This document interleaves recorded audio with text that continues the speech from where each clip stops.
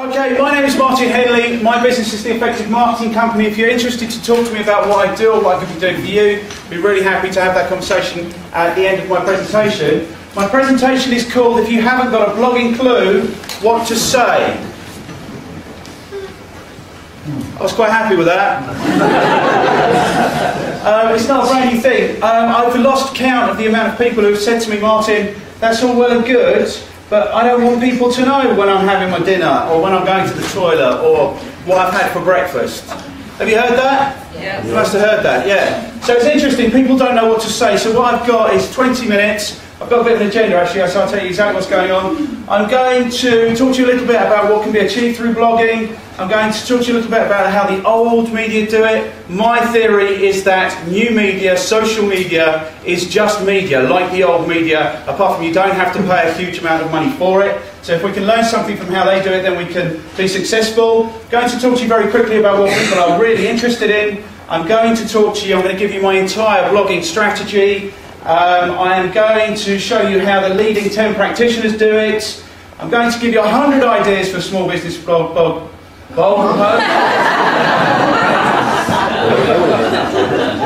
And if you're still not motivated at that point, then we're going to see if we can do it. All of us 80 people are going to see if we can make one person here interesting. Does that sound exciting? It does. Okay, fantastic. So, what you say, probably the biggest determinant in what you say is what you want to achieve. Does that make sense?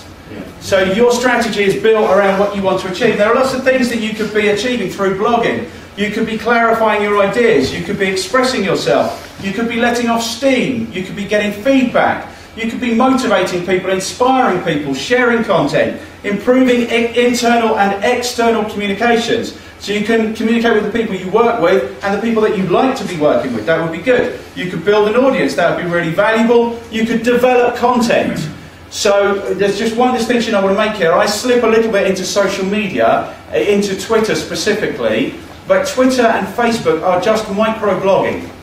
Is everyone comfortable with that? So actually when you put out a 140 character tweet, that is just a micro-blog. Yeah, that's just an update, that's just a micro-blog. So the idea of developing content is you could start tweeting about things, you could get some interest in those things, you might put a blog post together, so that's 140 characters for Twitter, around 250 words is all you need for a blog post. You might put a few of these blog posts together to make an article, you might put a few articles together to make a book, and before you know where you are a successful author and everyone's interested to hear from you. Yeah, but you have to do it first, that's what you have to do. So developing content is really important. You might want to reach a wider audience, you might want to engage your web visitors. So the more time people spend on your website or your blog, the more likely they are to engage with you. So the more engaging content you've got, the better you are. And so once you've got people on your website, then you will look at your analytics and look at how long they're staying, and that will become one of your key performance indicators that you want to increase. You might want to position yourself as an expert, which you can do through blogging. You might want to improve your search engine optimization because Google absolutely loves big, fat, dynamic websites. That's what Google wants. Search engine optimization, is everyone familiar with that? Do they know what that means? Yeah. They do, excellent. So the PR people there have done their job. You could be using it to generate leads, and you could be using your blog to make money. So there are lots of things that you could be achieving through your website. And the first thing that you need to decide is actually what is it that I want to achieve? And that will dictate then what it is that you want to say on your website. Does that make sense? Yeah. It does. Okay, good. So what does old media do? Because old media have been doing this for, well, the TV people have been doing it for 50 years, 60 years. Just a little bit more than 60 years. So they know something about it. And if you think about the way that old media operate, what they do is, and if you think about commercial media in particular, because we are commercial businesses, you know, we want it to have a commercial benefit, they don't just overload you with adverts, do they? There's no channel, I mean, maybe there's the buying channels and well, maybe they do. But actually the ones that are serious about it, Channel 4, ITV, they give you some good content that you're interested in, and then they pepper it with the advertisements. Does that make sense? So what they do is attract the audience, and then they push out their sales messages in a little way. And this is how the soaps came about, because soaps were the fillers between the soap ads when television first came around. So you may all be familiar with that. So keep that in mind. Your blog is not about pitching continuously to people. You are not that interesting that they could read about you all day, every day. So you have to move a little bit towards what they're interested in so that you attract them, so that you can start to push your messages through to them. Does that make sense? Are you happy with that? Okay, so if we watch old media, what we'll know is that there's a lot of weather on the old media. So people are interested in the weather, aren't we? People in Cornwall specifically today are interested in the weather, but in this country we're really fascinated by the weather. Now, there was a time when I was working on one side of the River Ada and parking my car on the other and getting into work quite early. So when I sat down at 8 o'clock at my desk, I thought, I'm equipped to tell people about the weather. So my first tweet of the day would be, it's a nice bright sunny day, but there's a bit of a nip in the air, you might want to take a coat. And people appreciated that, because I was out there experiencing it, and I felt like a weatherman. Food. If you watch old media, people are really interested in food, aren't they? Now this is one of my roast dinners. It's not actually that big, but you can see the way I cook roast dinners. I kind of pile it up. Some of the tweets that have been most successful are where I've put out dinners that I've cooked on my tweets, especially bacon pudding. That got a lot of interest. I remember 30 years ago when my mother used to make it for me and I made it, and then people were remembering it after that. But people are interested in food. And people are interested in their pets. This is my dog, Louis, in the snow. But if you look at old media, they are continuously now, and more, looking back at us. It's kind of an admission with reality TV that we are more interesting than anything they can produce. Because I don't know what the percentage is, but there's a huge percentage of TV which is actually about the cameras turning around and just looking at us. So people like Susan Boyle, but also, you know, all of these millions of programs, the antiques programs, I don't know what they're called, I don't watch them. I don't watch them if I can help it. And then they do just funny things. And the point I want to make about this is that content is a little bit like love. It's all around. If you just slow down and have a look for it, then you can start picking up content all over the place. So we had no idea when we bought this pair of scissors how hilarious that was going to be. That I'd be standing up in front of people talking about it 4 years later. We had no idea that that was going on. Okay, so content is all around. But actually we don't have to look to the old media because we've got new media now. So what I would suggest you do is you go to Google AdWords tool. Is everyone familiar with this? Okay, for those of you who are, this is a completely free tool, and if you put in your keywords, i.e. accountant, or PR person, or marketing, it will tell you exactly what it is that people are looking for. So in my market, for example, people are looking for marketing definition. There are 12,000 people, including that in their search, in the UK every month. They are looking for business marketing ideas. There's another 1,000 people looking for those. So what I'm saying is put your keywords into this tool and see what it is that the market wants. Sales and marketing is very easy. If you can work out what people want and give it to them, you don't have to put in any doors, you don't have to do any objection handling, just give them what they want. And this tool should inform what you blog about, in case you run out of ideas. It used to be that we would engage PR people to manage the old media. I don't know if anyone here did this, but they gave us this fantastic list, which is, you know, tens of years old, about things that you should talk about if you get the opportunity to be in the media. Well, the situation now is that the media's free. You can have as much of it as you like.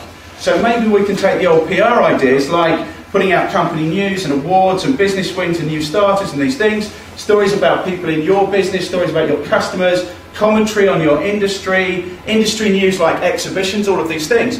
If your blog is informing people, it's very easy to quickly look like someone who knows exactly what's going on in their market. And you can plug into this information very easily. So this is what the old PR people used to suggest. Case studies and testimonials from your customers. You know, it's all good stuff. Okay, so how do I do it? My idea is that your blog should be, or you should think of your blog as your media channel. Does that make sense? Because lots of people think about, is this blog post going to work? Actually, what's going to happen quite quickly is you're going to have quite a big centre of information going on. And what you really want to do is be engaging people who land. So when they land on one blog post, you want them to feed through and look at many other blog posts. This is the idea.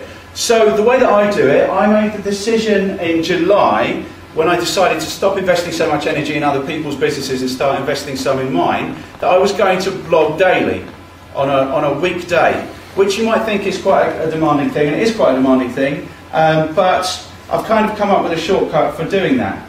The first thing I did, obviously, is I thought about what it is that I want to achieve. So what I want to achieve is I want to get clarification on my ideas before I stand up and start presenting them to people. I want to be able to express myself. I want to let off steam. If you know me, you'll know how true that is. I want to get feedback, so I want to know, is the stuff that I'm putting out there actually interesting or useful to people? I want to motivate people and inspire them. I want to share content. I want to improve my external communication. My internal communication is not an issue. I want to build an audience because I'm in the ideas business. So this idea of writing books, of putting all of my ideas into all of the different media and disseminating them is really interesting to me. I want to develop content, I want to reach a wider audience, I want to engage people, and I want to position myself as an expert. I want to improve my search engine optimization, and I want to generate sales leads. So there's quite a lot that I wanted to achieve, and I'm achieving quite a few of those things already. So on Monday, what I like to do is I like to put out something that's a little bit motivational. And that's handy because Motivational Monday kind of works. Does that make sense? So over the last 3 months, every Monday I've been putting out something that I found on the web that will get people just thinking about marketing, or just thinking about being more motivated, or just thinking about being more inspired. So this was a particularly good one. This is the longest one. This is 18 minutes. And this is a Chevrolet car sales training video that was shot in 1941. And it's about leadership. It's about, if you want your sales people to be effective, then you have to lead them. And it's interesting that 70 years later, that we still need to learn that lesson in a lot of instances, I think. So Mondays for me are about motivation. On Tuesdays, I like to put out, you can't really see how ridiculous that face is from there, can you? It's not quite light enough. It's a ridiculous face. You'll find it on my blog. But on Tuesdays, I like to put out some testimonial. So if I do some work for you, you need to know that you will very soon find yourself in front of my video camera saying nice things about me. And I don't know how many of these we've got. We might have 50 or 60 of these. But these go out on my blog every Tuesday. And this makes the point, I mean, the first one makes the point, that this is not a demanding thing. Ideally, if your objective is search engine optimization, your post should be 250 words big, because that's when Google takes an interest in a page and will index the page. But actually, all I'm doing is embedding video into my blog. But every time I do that, I create a new page, and it has the tags, and Google will come through and index it and say, okay, this is a site that's actually achieving things for people. So every Tuesday, I put out a little bit of testimonial. What's the point in gathering these testimonials if I'm not actually broadcasting them to people? That's kind of what you need to think. So this is a little bit of my advertising. On a Wednesday, what I do is I put out my jargon busting post, because marketing people speak junk, don't they? They absolutely do. They speak a whole load of rubbish. People don't have a clue what we're talking about. So this is where my if you haven't got a blogging clue came around, and what I'm doing over the next 2 years is I'm picking up every marketing term I can find, and I'm actually just giving a real world definition to that term. Now if you think about keywords, this is a fantastic way of getting lots of keywords into your blog, because you talk about the term over and over again, and it makes perfect sense. And you use lots of the words and the definitions around it. So if you're in an industry where you use a lot of jargon, I don't know of one that doesn't, then this is a really useful thing to make yourself accessible to prospective customers. Jargon's useful. It's interesting, if you're doing that work every day, you have to have quick conversations with people. But actually, it just bamboozles customers. They don't like it. You know, so if you can help them to get over that, some of what James was saying is that people don't understand social media. That's why they're not working it as hard as they possibly could. So Wednesdays is if I haven't got a blogging clue. That's my jargon buster. Thursdays, I put out a thought. So I come up with a little bit of content which is something that I think about. So this one is about the morality of marketing, and who makes that morality and why they make it. Because it seems to me that we all know that spam is bad, don't we? Spam's a terrible, terrible thing, isn't it? Isn't it a terrible thing? It really is. But I don't know anyone who's ever been injured by spam. I don't even know anyone who's really been inconvenienced by spam. And actually, if you're a small business, then email marketing is a fantastic way to get your messages out to lots of targeted people. But somebody in the universe somewhere has decided that spam is bad, and it feels a little bit to me like they're closing their door on the businesses that are coming behind them. Saying, no, we might have done bad things, but you're not allowed to do that. So this is interesting. So this is where I vent. On a Thursday, I put out a thought. And then on Friday, we've just started a new thing, which is about revolutionising your marketing. Just turning your marketing around so that it works, because this is to do with some new presentations that I'm putting together. And that's just a funky video that's got something to do with marketing. We've just stopped, because we did it for an entire year, our Feeling Funky on Friday, which is just about putting out a really funky song to get people in the mood. And it's amazing how many tweets I've had back from people saying, thank you, Martin, I really needed to feel like a natural woman this morning.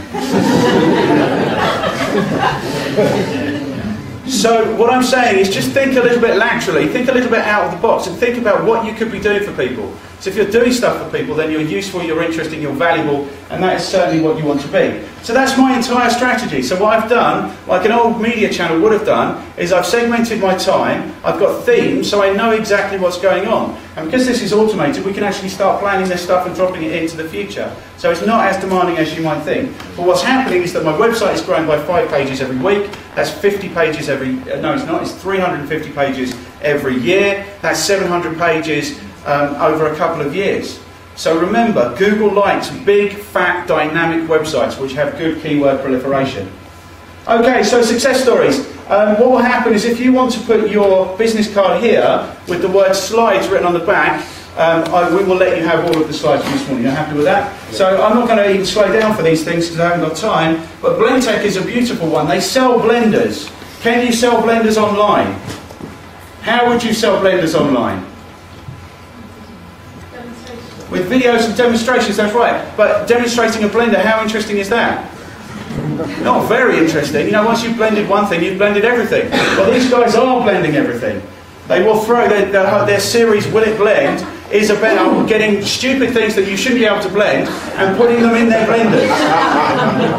So you can see how they've just turned it a little bit and made it interesting. So when the new iPhone comes out, they blend one. This is how it works, and it makes them really interesting and people want to go there and see it. Burger King and the Sacrifice Facebook application, I don't know if you know about this, this is quite an old one. Burger King said basically your friends on Facebook aren't your friends, and we know that, we'll demonstrate that. Every time you sacrifice 10 friends, we'll give you a Whopper. So Facebook had them shut it down because they were running out of friends. So that was a really successful campaign. But you can see what I'm saying, that new media, social media is like old media, apart from you don't have to pay for it anymore. So actually it's creativity that is now replacing budget. If you can do something creative, you can be very successful with this stuff. Starbucks asks for your advice. Starbucks know everything there is to know about coffee, but they have the humility to ask their customers. And their customers come up with ideas they couldn't have created if they had huge amounts of budget. So that was really successful. Sun Microsystems and their CEO. If the CEO of Sun Microsystems, which is a huge company, has time to blog, you certainly have time to blog. And what it does is it puts a human face on your business, which people really like. Number 5, IBM gave the ability to blog to all of their staff. So they had thousands of people within IBM blogging to thousands and hundreds of thousands of people outside of IBM. So that was a great strategy. Zappos on Twitter was all about customer service. So anytime anything great happened, they would blog about it and tweet about it. And Comcast did it with pictures. And Ford and social media, that was just about putting their ear to the ground and seeing what was coming on, so that they were able to see bad news stories coming along and deal with them. Graco using pictures again on Flickr. And this one, Dell doing it everywhere. Dell were probably the most famous company for having a really bad customer service in the world. When blogging first started, Dell were the target. Everyone was talking about how terrible Dell were. But because they've made the investment, they've actually been able to get ahead of that, and now they are seen as the guiding moral light in social media. They do it properly, do it the way Dell does it. So that's the top 10 ways that this happens. And I didn't do that work. This is work that was done by Mashable. Do we know about Mashable? No. Mashable run a blog about blogging and social media. That's what they do. It's quite incredible that he turns over millions of pounds. He has a staff sitting there now of 30 odd people who are just blogging and posting and tweeting all day. The last time I checked, when they put out a tweet to a link on their page, 30,000 people were going back. I don't know if you spend any money on Google AdWords or any of those things, but it doesn't have to be much per click to make that a really valuable thing. My traffic has gone up by about 500 since I've been blogging daily, and that's interesting because a click in my market will cost me £5. So I am getting £2,500 worth of value out of my blog every month in the traffic that it's bringing to my site, so it definitely works. Okay. Here's a list of 25 things that you can write about in your industry. I'm not going to tell you about them. Here's 25 things about going social. Here's 30 things about your business that you can write. 12 things about your customers. 22 things about you. I didn't do this work. I found it on the Small Business Trends blog. And I'm sharing it with you. So there is no shortage, there is absolutely no shortage of ideas. People start this and think that they'll run out of ideas of what to say. It actually becomes very quickly self-fulfilling because people respond and they ask questions. So it becomes self-perpetuating. Okay, I've done everything that I wanted to do, apart from, it's no good, I still don't have a blogging clue, can you help me? So we've probably got a minute to help one person. If one person wants to stand up in front of 80 people and say, actually, I'm not interesting enough, can you help me to identify what's interesting about me? And if no one wants to do that, that's also fine. Does anyone want to do that? That's fine. I mean, what you'll need is the slides, because there's lots of great stuff in there. So if you want to write slides on your card and put it there, we'll have those slides with you for tomorrow. But essentially, that's me. There's lots. How do we do? Let's just say. So did we talk about what could be achieved through blogging? Yes. We did. Did we talk about how old media do it? Yes. We did. Did we talk about what people are really interested in? Yes. Yes, with some energy and enthusiasm if you want to get out this morning. Yes. Yes. Do we talk about how I do it? If we do it in effective marketing? Yes. Yes. How the leading practitioners do it? Yes. 100 plus ideas for small business blog posts. It still says blog there. And we didn't do it for one person because no one was brave enough. There are lots of ways that you can get in touch with me. I'd be really interested to speak to you. But for me, that's it now. If you haven't got a blogging clue, hopefully you have. Thank you very much.